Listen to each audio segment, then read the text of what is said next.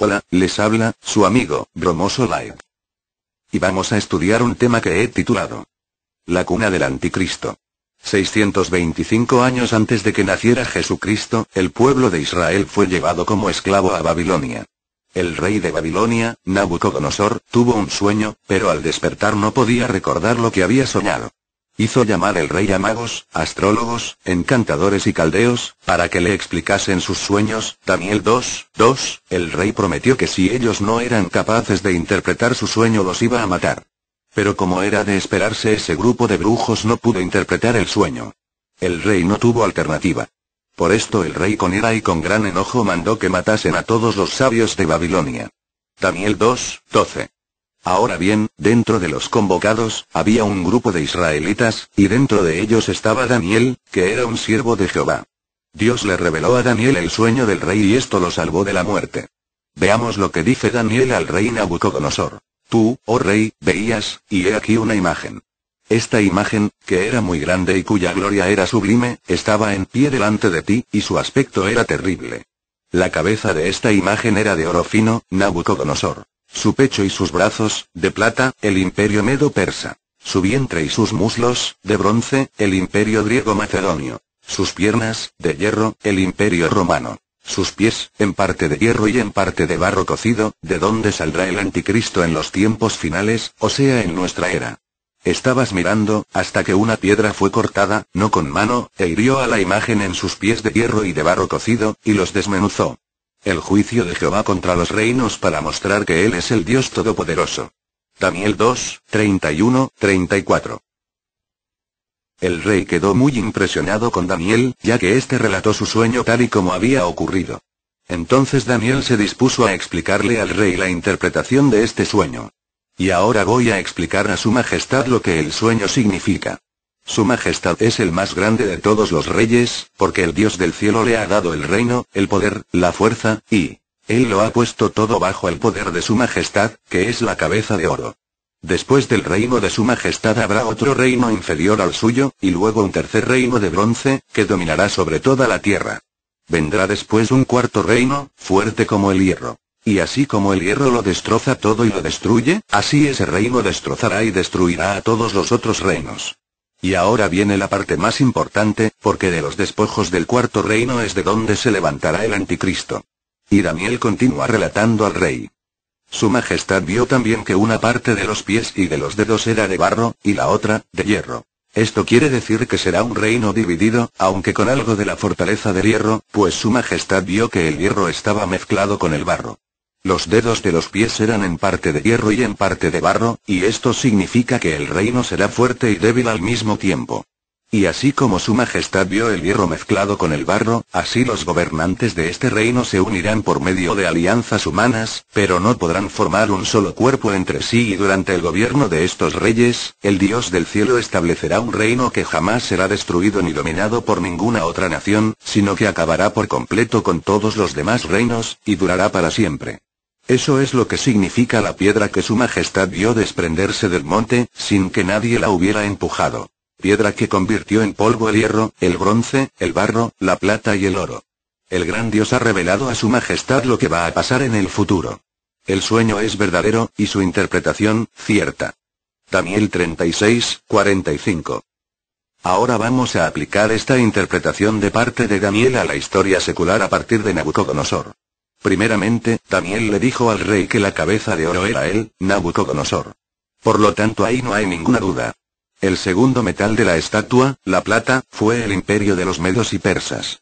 La enciclopedia Grolier nos dice, entre los años 549 y 530 a.C., reinó el rey Ciro el Grande, el cual conquistó gran parte del mundo conocido de la época antigua. La conquista de la antigua y gran ciudad de Babilonia en el 539 a.C., hizo de Ciro el gobernador de un reino vasto que iba desde el mar Mediterráneo hasta la frontera de la India. Enciclopedia Grolier Interactiva. 1998. Este fue el rey que liberó a los israelitas de la esclavitud en Babilonia, una vez conquistada la ciudad por sus tropas. Los reyes que se sucedieron el poder en este imperio lo mantuvieron a flote por muchos años, pero al fin desaparecieron. Después de este reinado, se levantó el reinado griego-macedonio, que fue el correspondiente al bronce. Veamos lo que nos dice la historia acerca de este reinado o imperio. El hijo de Filipo, Alejandro Magno, conquistó un vasto imperio. Pero después de la muerte de Alejandro, 323 a.C., el imperio comenzó a separarse en 4 reinados o distritos, de los cuales Macedonia fue uno. Siempre manteniéndose en competencia con los reinados rivales. Macedonia permaneció siendo el poder dominante en Grecia hasta la conquista de Roma.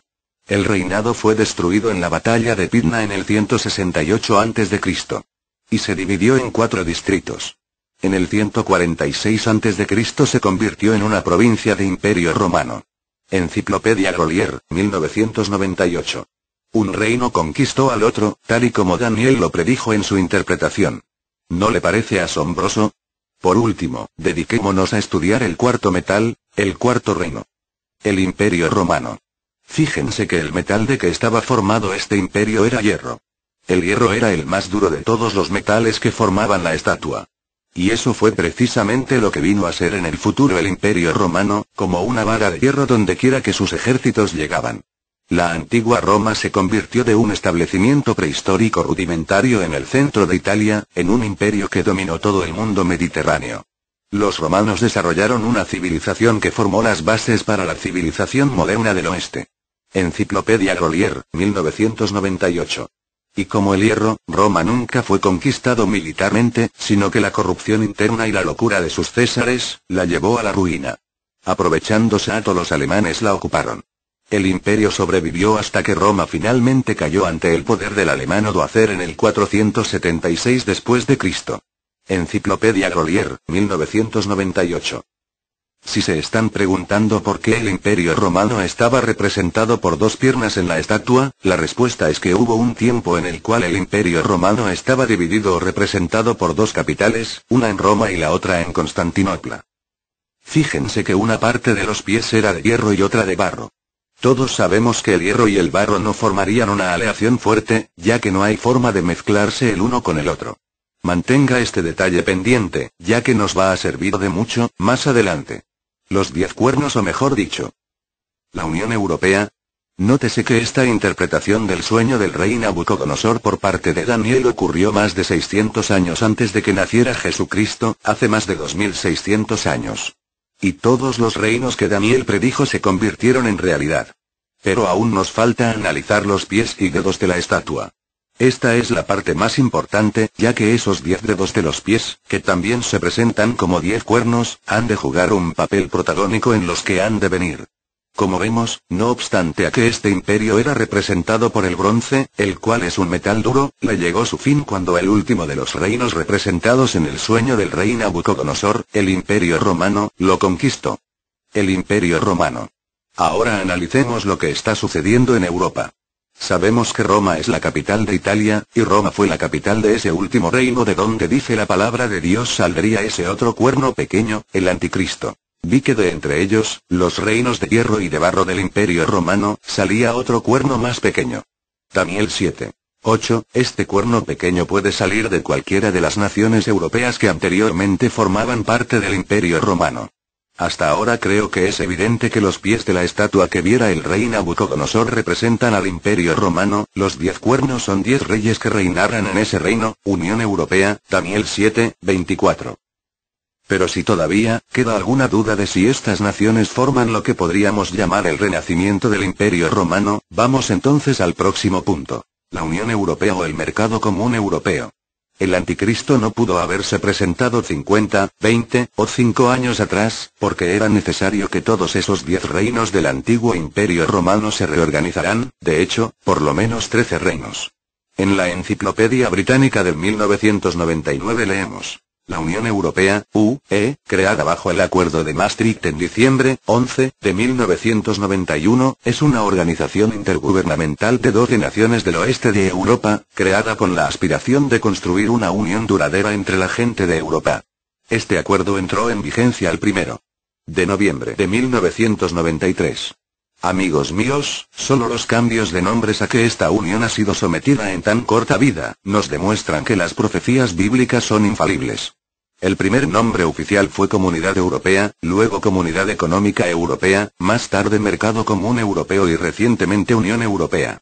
La palabra unión representa una meta única, una causa única, un gobierno único, y hasta una moneda única. Un solo banco pondrá las reglas del juego. El Banco Central de Alemania. El orden en que la Unión Europea se ha ido formando es el siguiente. Bélgica, fundador, 1948, Luxemburgo, fundador menos 1948. Los dedos comienzan a revivir. Holanda, fundador menos 1948, Italia, 1957, Francia, 1957, Alemania, 1957, Inglaterra, 1973, Irlanda, 1973, Dinamarca, 1973. Ya tenemos 9. Grecia, 1981. Por fin 10. Pero recuerden que otro, 11, pequeño se levantará y España, 1996, desplazará a 3, por lo que necesitamos por lo menos 13 reinos. Ver Daniel 7, 24, Portugal, 1996, Austria, quien aplicó recientemente, para convertirse en el miembro no. 13. Pero el número a que lleguen no es lo importante, sino que al final quedarán solo 10 reinos. ¿Por qué barro ligado con hierro? El hierro representa a naciones fuertes, tales como Francia, Inglaterra, Italia y Alemania, y el barro está representado por otras naciones europeas que no son tan poderosas como estas mencionadas anteriormente. Dentro del mismo territorio que el Imperio Romano dominaba, hoy se encuentran naciones tan poderosas como Inglaterra y Alemania, hierro, mientras que al mismo tiempo se encuentran naciones que ni siquiera tienen ejércitos, así como Suiza, barro. Los dedos de los pies eran en parte de hierro y en parte de barro, y esto significa que el reino será fuerte y débil al mismo tiempo. Así los gobernantes de este reino se unirán por medio de alianzas humanas, pero no podrán formar un solo cuerpo entre sí. Daniel 2, 42-43. La Enciclopedia Británica nos explica que el programa organizativo de esta Unión Europea establece la creación de un mercado común funcional en el cual las fronteras nacionales se conservarán, pero todavía permitiendo el comercio libre de un lado al otro de todas las personas nacionales de los Estados miembros. Enciclopedia Grolier, 1996. Creo que en esta declaración queda claro lo que dice la Biblia acerca de alianzas humanas, pero no podrán formar un solo cuerpo entre sí. Yo sé que se están haciendo una pregunta. ¿Por qué si la Biblia habla 10 cuernos que representan los estados europeos, ya existen 12 miembros? Por la siguiente razón. Vi que de entre ellos, de la Unión Europea, salía otro cuerno más pequeño, el Anticristo, y entonces le arrancaron, a la Unión Europea, 3 cuernos para dejar lugar al último que le había salido, el Anticristo, y, Daniel 7, 8. Esto nos indica que el Anticristo probablemente no saldrá de Italia o Roma, que ya son miembros, y por lo tanto no puede ser el Papa. El Anticristo saldrá de uno de los países que aún no se han asociado a la Unión, y que al asociarse, desplazará 3 o quizás más de 3, para dejar lugar al último que había salido, el cual tenía ojos como los de un ser humano y boca que hablaba con arrogancia, el Anticristo. Daniel 7, 2, 8. Además, hizo que a todos, pequeños y grandes, ricos y pobres, libres y esclavos, les pusieran una marca en la mano derecha o en la frente. Y nadie podía comprar ni vender, si no tenía la marca o el nombre del monstruo, o el número de su nombre, el Anticristo. Aquí se verá la sabiduría. El que entienda, calcule el número del monstruo, que es número de hombre. Ese número es el 666. Apocalipsis, 13, 15 al 18. ¿Recuerdas? Bienaventurado el que lee, y los que oyen las palabras de esta profecía, y guardan las cosas en ella escritas, porque el tiempo del fin está cerca. Apocalipsis 1, 3. Saludos. Su amigo Bromoso Live.